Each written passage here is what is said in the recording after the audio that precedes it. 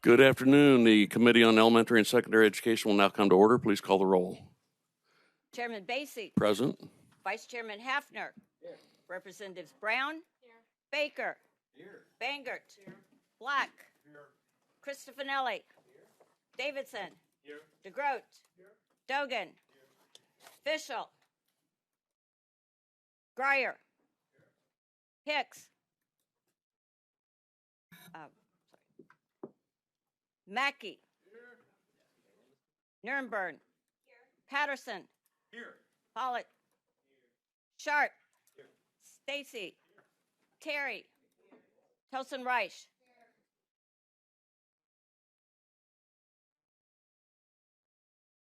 Official. And Fischel. Okay. I'm sorry. All right, we do have a quorum. We're going to wait just a couple of minutes, so we'll be at ease for just a brief time. I apologize, but other committees are taking care of business, so we're waiting on 2 members to get back. Okay, yeah, we're good. Yeah. Leaves it.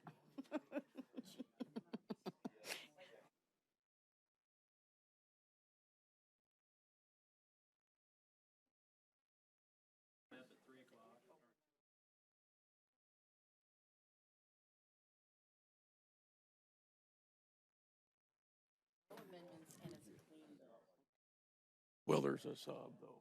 Okay.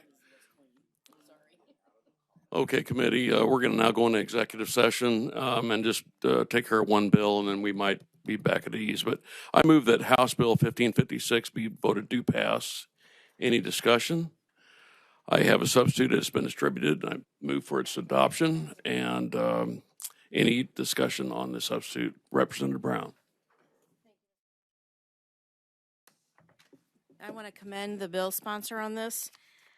He's worked with a lot of people, even across the building, to get a good House Committee sub on something that's really important to all of us and all of our children, to get a good process in place for kids with dyslexia, but also for kids who just may be struggling readers, because this process is great for both. So thank you. Any other discussion on the substitute? Seeing none, please call the roll. Oh, excuse me, I apologize. I'm new at this. All those in favor of adopting a substitute signify by saying aye. Aye. Opposed, say no. The ayes have it. You've adopted a substitute. I now move that House Committee substitute for House Bill 1556 be voted to pass. Any discussion? Please call the roll. Chairman Basie. Aye. Vice Chairman Hafner. Aye.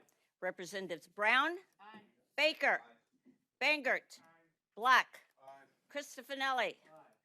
Davidson. Aye. DeGroat. Aye. Dogan. Aye. Fischel. Grier. Aye. Hicks. Sorry. Okay. Mackey. Aye. Nurnberg.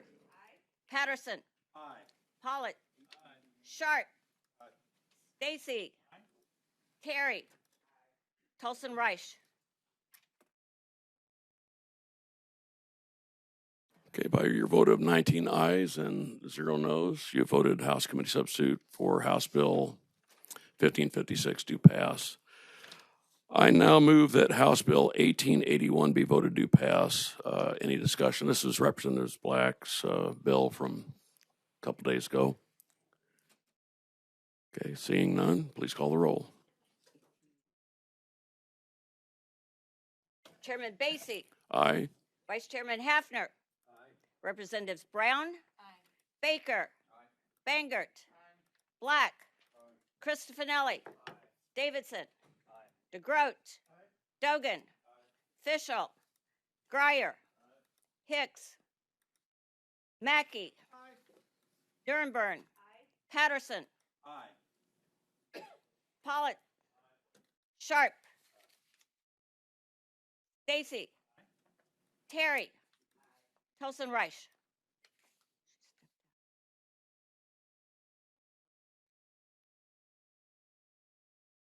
Okay, by your vote of 18 ayes and 0 noes, you voted House Bill 1881 do pass. I now move that House Bill 2011 be voted do pass. Any discussion? I do have an amendment. It is ends in .02H. It's been distributed, and I move for its adoption. And Representative Smith is busy in another committee, and I think I might be able to get through this on my own if you all have any questions. He did work with one of the ladies from Mode, Robin Shelp, and this was her amended language. Anybody have any comments on that?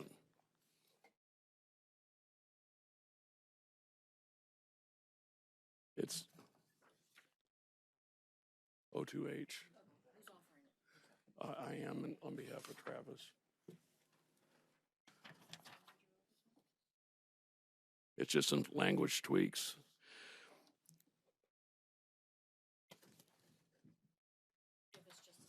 Yep.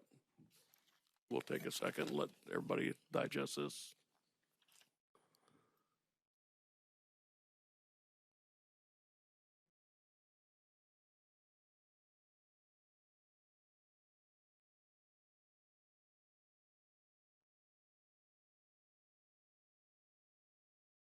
Okay. All right. All those in favor of adopting House Committee Amendment number 1 signify by saying aye. Aye. Opposed say no. And the ayes have it. You have adopted the amendment. I now move we roll the amendment into a new substitute and adopt the substitute. All those in favor signify by saying aye. Aye.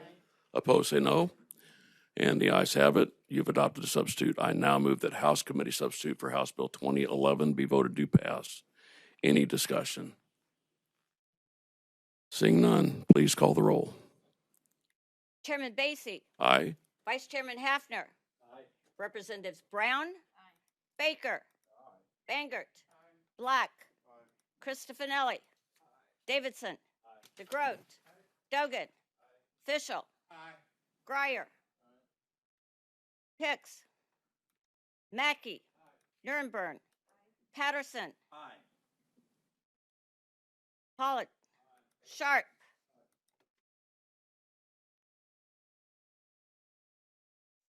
Stacy. Terry.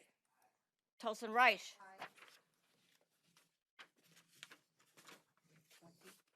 Okay. By your vote of 20 ayes and 0 noes, you have voted House Committee substitute for House Bill 2011 do pass. I now move that House Bill 1858 be voted do pass. Any discussion? I do have a substitute. It's been distributed, and I move for its adoption. Any discussion on substitute? Representative Baker. Thank you, Mr. Chairman. Just kind of run down through this House Committee substitute for House Bill 1858. Just mainly trying to clean up the language and tighten this up in a few things that were just kind of ambiguous or too vague.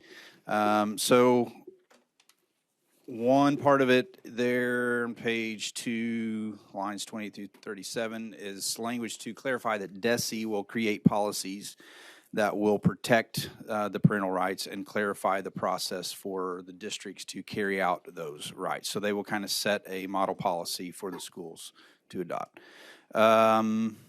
Page 2, we put in there a change from the or to upon request when it comes to asking for, let's see, the school records, medical or otherwise, concerning the minor child. The next part of that is limits to the language that would include, this is page 3, subsection 8, I think lines 51 through 55. If I can find it. So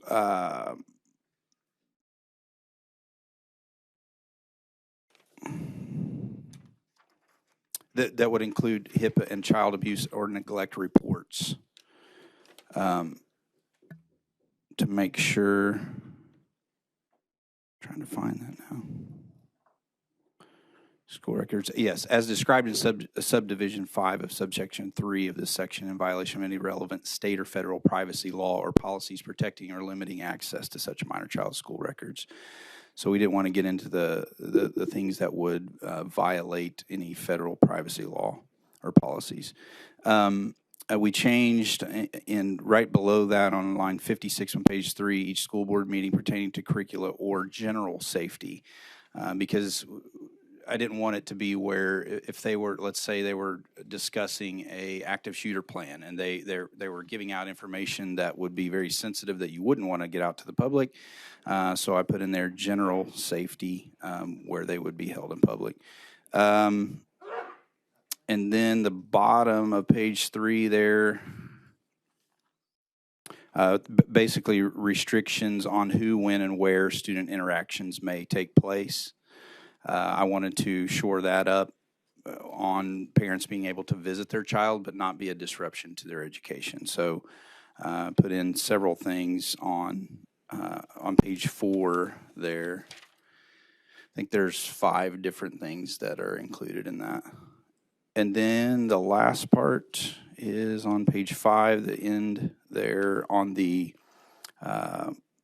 penalty provision, language that would clarify that once the district comes into compliance, if there's an issue and they came out of compliance and violated the section, if they come back into compliance, the monthly distribution will resume and the withheld funds would be returned to the district if that happens and that compliance is met within the school year. So those are the changes to the House Committee sub. Thank you, Mr. Chairman. Thank you, Representative Nurburn. Thank you, Mr. Chair, to inquire of the bill sponsor. Gentlemen, I'm looking at the penalty provisions, and I don't know, okay, withholding the foundation formula payments essentially is what you're doing there on page 4 and 5? Yes. Okay, was that in your original bill, or is that? Yes, it was in the original bill. So here are my concerns, gentlemen, right? Sometimes this could take some time to be litigated, is that correct? Yes. So you can bring the civil action, but with that being said, this could go months that something could be pending. I'll have to look at it to be exactly sure, but I believe the way that the language is, they would have to be found guilty. Okay, so violations of this section before it would trigger that to be out of compliance. But again, this is essentially new, right? That's the reason for your bill, is that this is a new thing. So yes. Everybody's going to have to figure out these rules, right? DESE obviously will have to promulgate those, and then the LEAs will have to figure out how to adapt their practices, right, to anything that's new in this legislation. But with that being said, here's a very large fear of mine in terms of an unintended consequence as this is happening and folks start to bring what I've seen is that there is that appetite for parents and guardians to start bringing civil suit against school districts. And then if it's in violation of any of these things, and sometimes it's unknowing that a school district could be in violation, that then they're bringing suit. And in the meantime, if that is to go through court, right, you're saying they have to be found guilty? So the way it reads here, if a court finds that the school district or public school has knowingly engaged in multiple or repeated violations, then it would trigger that money to be withheld. So knowingly engaged is the wording in here. If they were found to have been, if the public school has knowingly engaged, if the court finds that the school district or public school has knowingly engaged in multiple or repeated. So the court would have to make more than one. Just 2 is enough. So the way that's worded, I think, is, or the way I understand it, is it could be a single instances of multiple violations of the section. So yes, a one-time occurrence of multiple violations, or it could be repeated violations of a single portion of the section. So just so we're clear, so if that is the case, then DESE shall withhold all monies provided by the monthly distribution of the state formula funding to the school districts, right? Yes. In compliance with this section. So again, all monies. So for some of our LEAs, especially whether you're the smallest LEA in the state or the largest, that would have a very severe fiscal impact, right? In terms of perhaps the bus drivers don't get paid that month, or perhaps the cafeteria workers, or some of the folks that I often say are closest to our students but make the least amount of money wouldn't get their paycheck because there's all of this litigation going on. So I think right? I mean, I'm just Well, saying again, I if a think- school district doesn't have the money, how are they going to pay their employees? So here's the way I understand it. If the court rules that they're out of compliance, right, at that point they're asked to come into compliance. That's when they begin losing their funding. So it's up to them to come into compliance. If they do, any monies that were lost during that period of time will be refunded. So I respect a lot of the intentions of the bills for parents and guardians' rights. I really do. And I think that if we need to codify something, many of our LEAs already have this. DESE certainly has this on their website as well, in terms of these are things that you should do. And I think a lot of us recognize the vast majority of these things are happening today in the vast majority of our school districts. Are there some bad actors out there? Probably. Yes. Okay.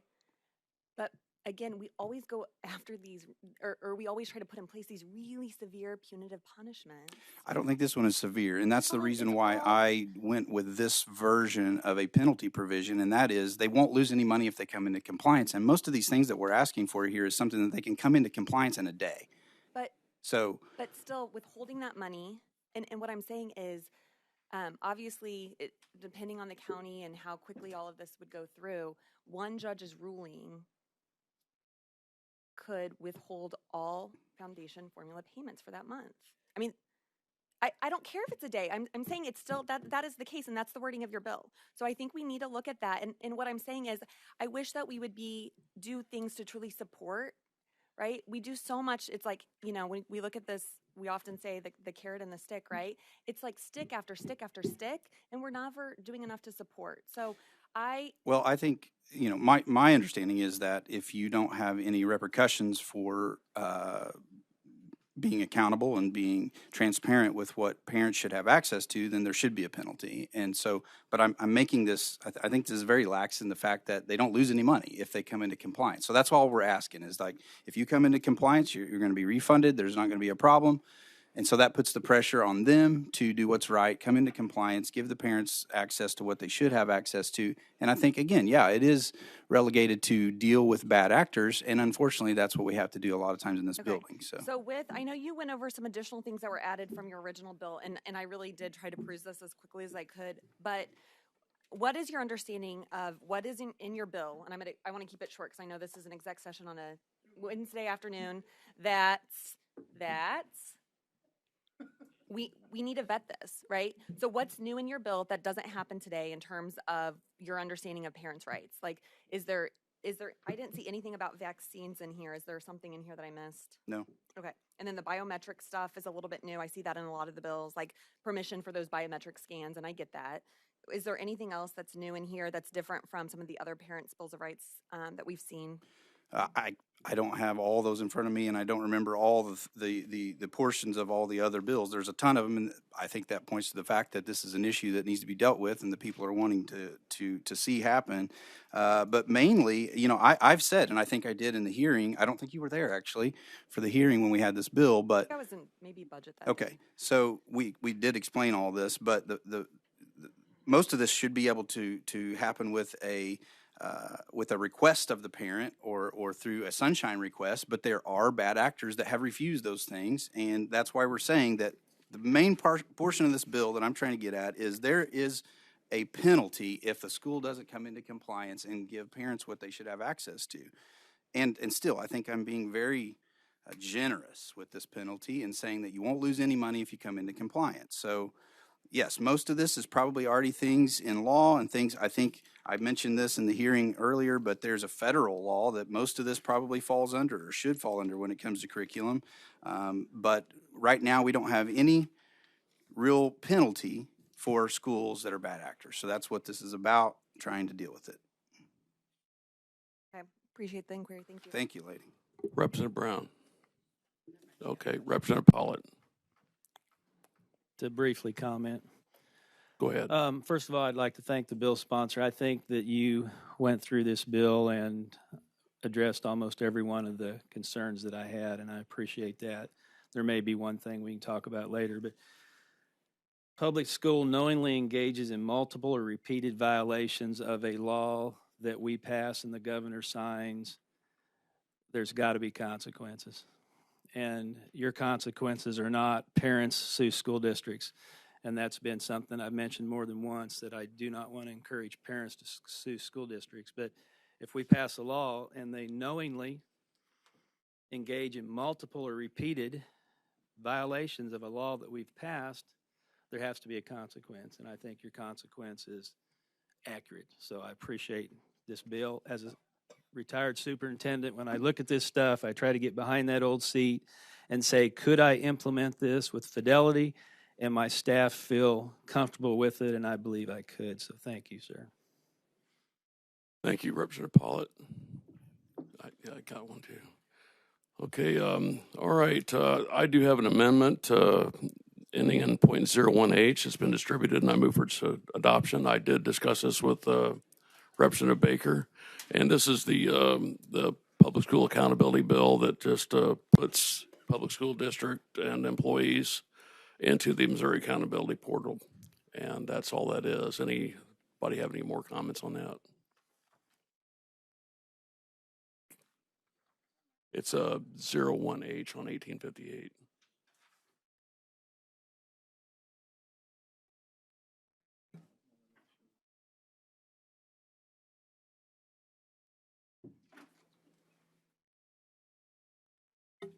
Yeah, this fits this bill because it's there's accountability mentioned in Representative Baker's language, so this fits right in.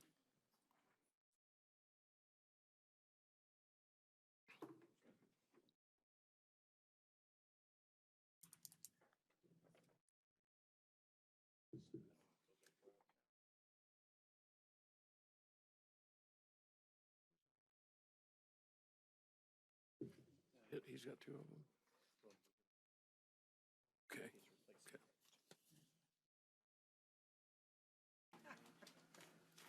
Yeah, I got both of them.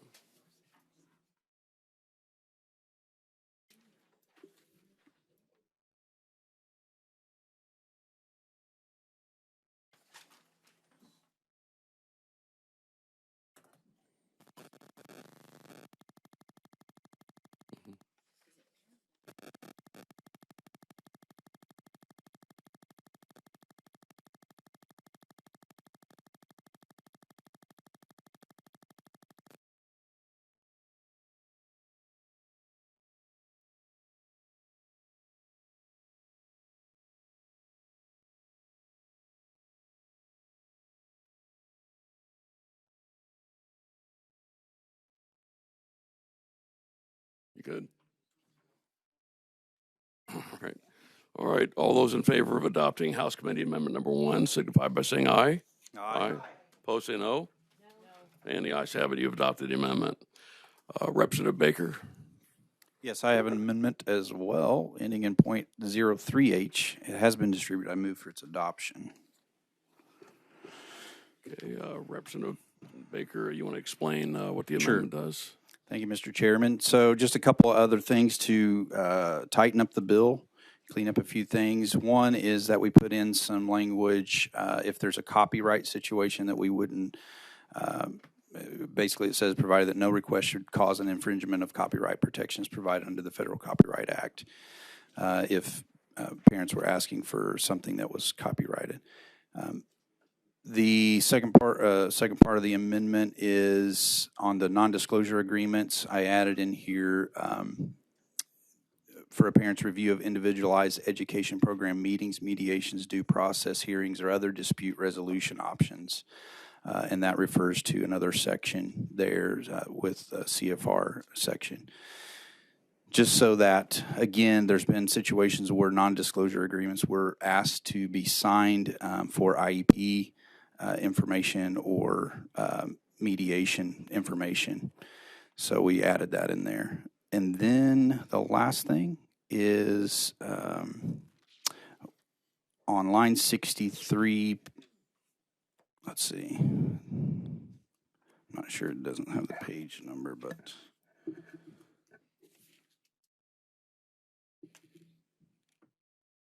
Under 10, line 63, page 3, it says each school district and public school shall notify parents in a timely manner of all reported incidents pertaining to student safety, including but not limited to any felony or misdemeanor committed by teachers or other school employees. We removed others, or after, I'm sorry, no, didn't remove, but after it says other school employees, and any act or instance is reportable under subsections 1, 2, and 3 of section 167, 117, which just refers to already reportable offenses, whether by students as well.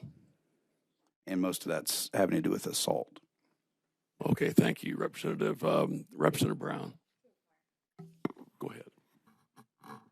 Okay, Representative, I appreciate the copyright issues as a librarian. It's always important that we protect the copyright issues. Can you give me an example of what you might see as that? Are you talking about like copyrighted curriculum Yes. and like materials Or that other they may materials use? that parents may ask for that are being distributed in the classroom that they would like to see or have a copy of. Okay. So we had a short conversation about the non-disclosure agreements, and we talked about another state. Do we have this issue here in Missouri?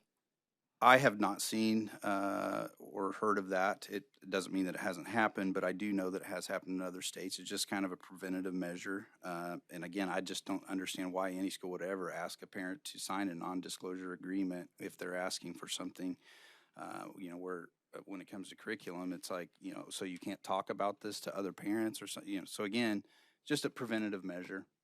So I agree with you. I could not rustle up one example of when that happened. However, it also makes me say, why do we need this? So just so you know what my concern is with this. Sure. Thank you. Thank you. Representative DeGroot. Thank you, Mr. Chair. In almost all cases, I'm against anybody who amends their bill twice, and for that reason alone, I think we ought to have a rule so you can only amend it once. So for that reason alone, I'm against this amendment. Okay, any other discussion? Seeing none, all those in favor of adopting House Committee Amendment number 2 signify by saying aye. Aye. Opposed, say no. And the ayes have it. You've adopted the amendment. I now move we roll all the amendments into a new substitute and adopt the substitute. All those in favor signify by saying aye. Aye. Opposed, say no. And the ayes have it. You've adopted the substitute. I now move that House Committee substitute for House Bill 1858 be voted do pass. Any discussion? Seeing none, please call the roll. Chairman Basie. Aye. Vice Chairman Hafner. Representatives Brown. No. Baker. Bangert. Black. Cristofanelli. Davidson. DeGroat. Dogan. Fischel. Breyer. Hicks. Mackey. Nurnberg. Patterson. Pollitt. Sharp. Stacy. Terry. Tosin Reich. 15-6. By your vote of 15 ayes and 6 noes, you voted House Committee substitute for House Bill 1858 do pass. I now move that House Bill 1928 be voted do pass. And any discussion? Representative Pollitt. I have an amendment that's labeled .02H. It has been distributed. I move for its adoption.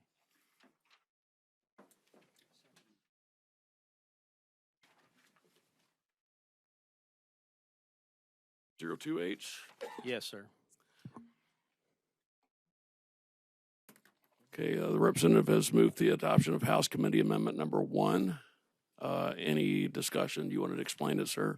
Yeah, real quick. We're always looking for ways to keep folks in the classroom that's proven that they can teach. And this amendment basically says that if a teacher has completed all of their coursework and have been hired, we hire teachers, big districts, small districts that haven't passed that mega test, and they have 2 years to pass that mega test. After 2 years, if they haven't passed it, then they are no longer a teacher.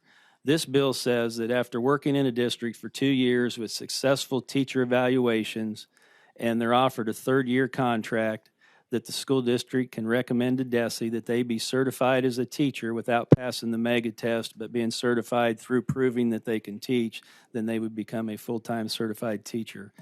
We have a number of small districts, and the Kansas City School District also told me that they lose folks like this every year because they can't pass that test.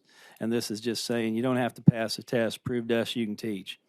And we believe you can teach. And through our evaluation processes, which are approved by DESE, we want to recommend you because we want to offer you a third-year contract. And this would allow them to be certified, and they wouldn't have to worry about taking or passing that test. Okay, thank you, Representative Pollitt. Representative Brown, To inquire, sir. go ahead. So I noticed that they can take the mega and pass. If they pass it, they're good to go. Is that in existence now? What? That our visiting scholars can take the test and be No, certified? this changes the title of this bill. So it changes it from visiting scholars to add this amendment to the bill.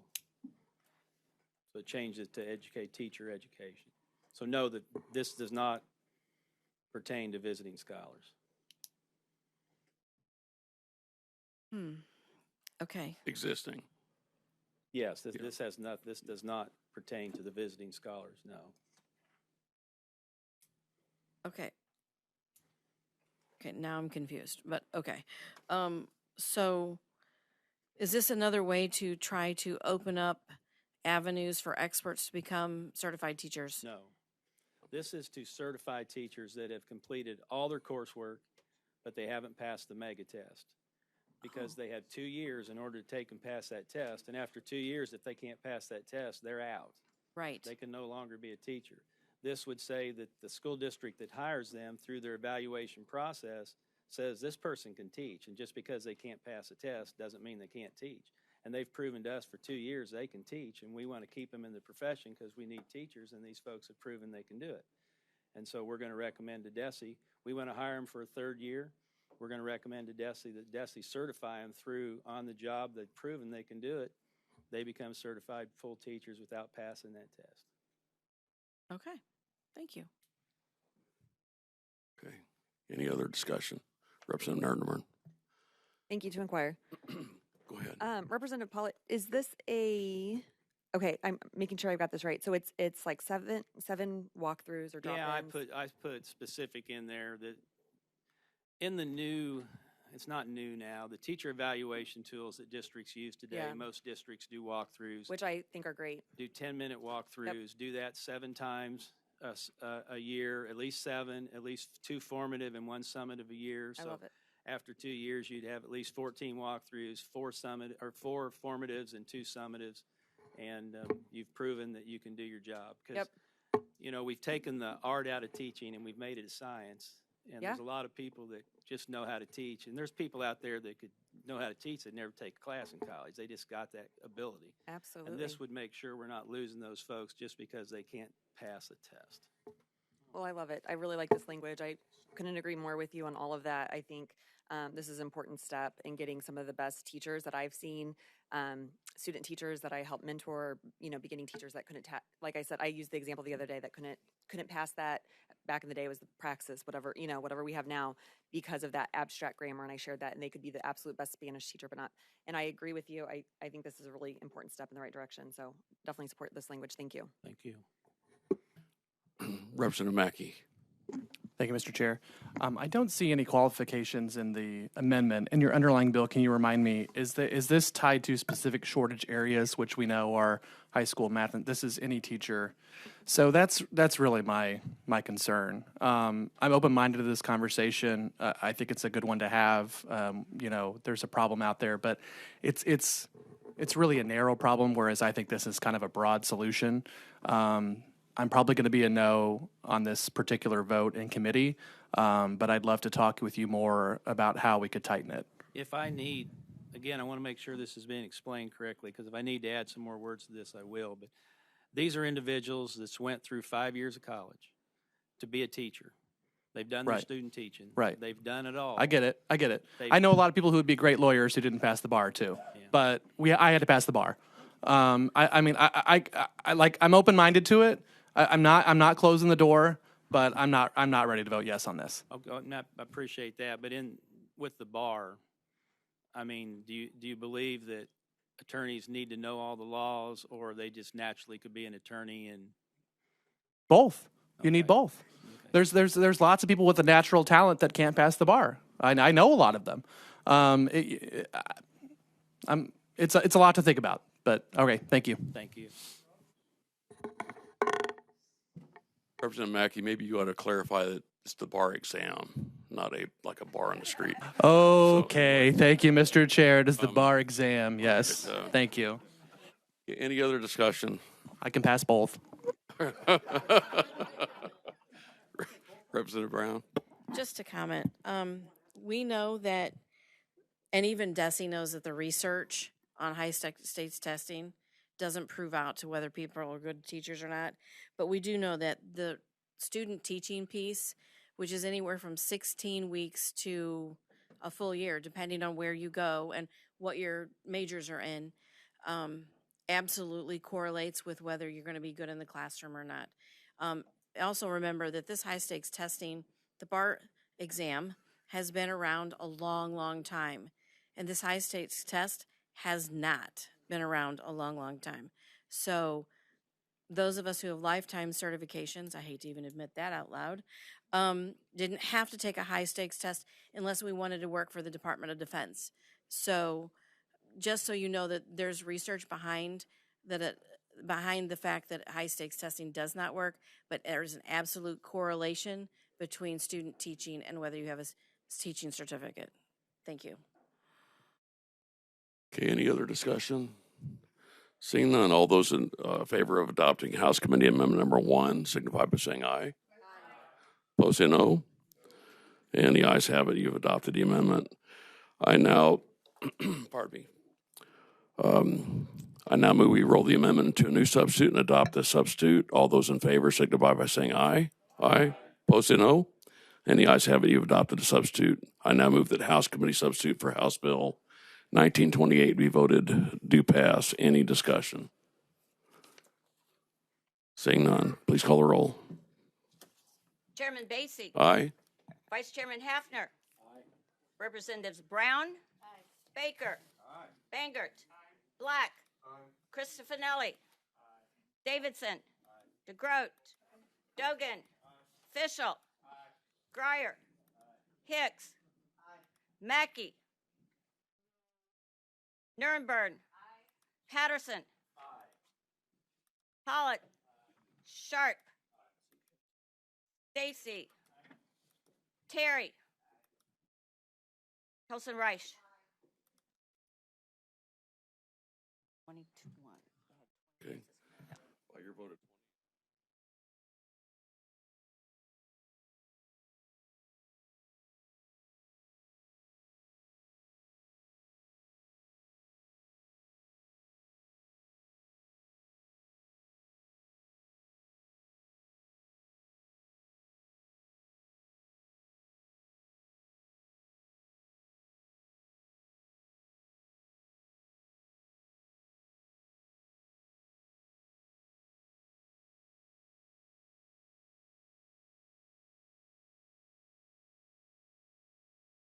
I'm sorry, I didn't know my mic was off. Representative Shaw, do you want to explain the changes in the substitute? Yes, sir. Thank you for your patience. It's always good to see a good chairman run a good committee.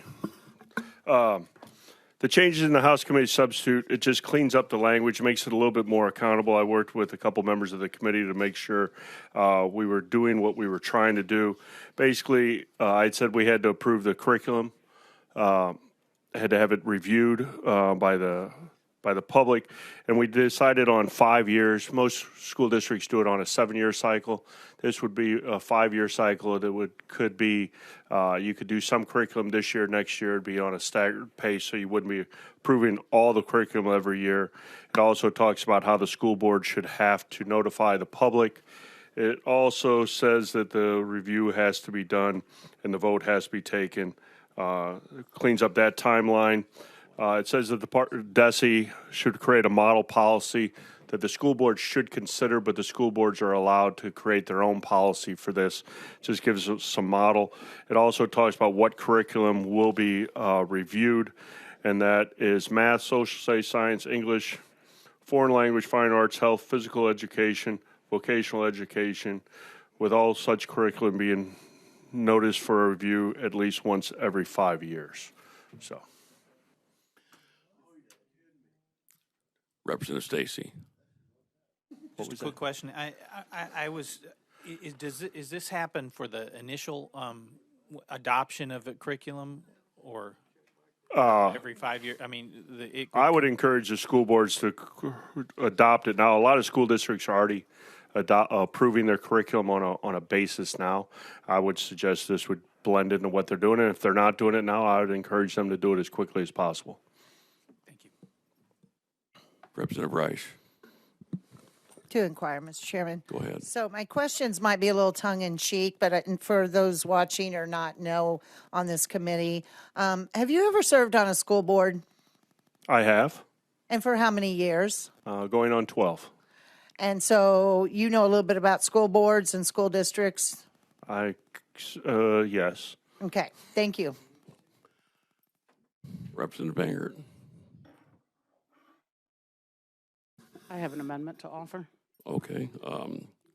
Representative Bangert has An amendment ending in .01H. It's been distributed and I move for its adoption. Okay, thank you. Representative Bangert has moved the adoption of House Committee Amendment Number 1, and you want to explain it real quick? Certainly. It changes the title by deleting the word review, and the amendment will ensure that each school district instructs its students in the skill of both reading and writing in cursive handwriting. And you did talk to Representative Shaw. I know that. I just want the committee to know that, and he's okay with the amendment. I did, and thank you. And I think it's a good amendment, too. Any other discussion? All those in favor of adopting House Committee Amendment Number 1 signify by saying aye. Opposed, say no. And the ayes have it. You've adopted the amendment. I move that we roll the amendment into a new substitute and adopt the substitute. All those in favor signify by saying aye. Aye. Opposed, say no. And the ayes have it. You've adopted the substitute. I now move that House Committee substitute for House Bill 1908 be voted do pass. Any discussion? Representative Black. Yes, just to inquire the representative if I can. I don't know whether I can or not. Representative Shaw. Is that who you? Yes. Okay, yeah, go ahead. I do apologize. I wasn't here the day you did that. And when you were listing those things, everything was fine until you got to Career Tech Ed. What do you mean? What does this mean by review? Curriculum.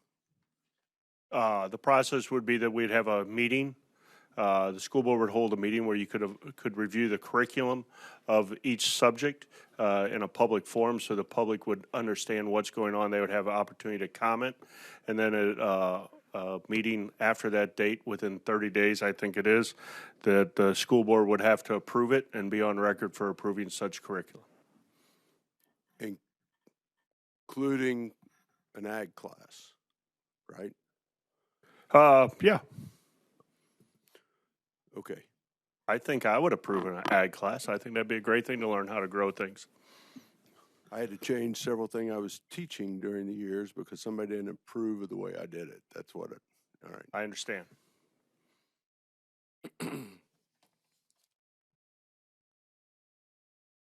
Any other discussion? Seeing none, please call the roll. Chairman Basie. Aye. Vice Chairman Hafner. Aye. Representatives Brown. Aye. Baker. Aye. Bangert. Aye. Black. Christofanelli. Aye. Davidson. Aye. DeGroat. Aye. Dogan. Fischel. Breyer. Hicks. Mackey. Nernberg. Patterson. Pollitt. Sharp. Stacy. Terry. Tolson Reich. 21. Okay, by your vote of 21 ayes, 0 noes, you have voted House Committee Substitute for House Bill 1908 do pass. I won't ask that it go consent, but thank you very much, committee. All right, we have the last bill. I move that House Bill 1669 be voted do pass. Pardon me. Any discussion? Representative Cristofanelli. Thank you, Mr. Chairman. Mr. Chairman, I have an amendment ending in .01H, and I move for its adoption. Representative Cristofanelli has moved to the adoption of House Committee Amendment Number 1. Would you like to explain the amendment? And you did talk to the bill sponsor. I did discuss with the bill sponsor my concerns, and this brings the language of the gentleman's bill in line with, I think, every bill on this subject that we've passed out of this committee thus far, and just specifying what we're prohibiting is not the mention of certain ideas in a classroom setting, but rather it prohibits a school or a school employee from compelling a teacher to adopt, affirm, adhere to, or profess ideas in violation of the Civil Rights Act, and it keeps those types of items that the gentleman listed in the bill still in there, but just specifies what exactly it is that we are prohibiting. So happy to take any questions. Otherwise, I would renew my motion. Any other discussion? Seeing none, all those in favor of adopting House Committee Amendment Number 1 signify by saying aye. Aye. Opposed, say no. And the ayes have it. You've adopted the amendment. I move that we roll the amendment into a new substitute and adopt the substitute. All those in favor signify by saying aye. Aye. Opposed, say no. And the ayes have it. You've adopted the substitute. I now move that House Committee Substitute for House Bill 1669 be voted do pass. Any discussion? Seeing none, please call the roll. Chairman Batesy. Aye. Vice Chairman Hafner. Aye. Representatives Brown. No. Baker. Aye. Bangert. No. Black. Aye. Cristofanelli. Aye. Davidson. Aye. DeGroat. Aye. Dogan. No. Fischel. Aye. Greyer. Aye. Hicks. Aye. Mackey. No. Nirenberg. No. Patterson. Aye. Pollitt. Aye. Sharp. Stacy. Terry. No. Colson Reich. 15-6. Okay, by your vote of 15 ayes and 6 noes, you voted House Committee Substitute for House Bill 1669 do pass. That will conclude the executive session, and the Elementary and Secondary Education Committee is now adjourned.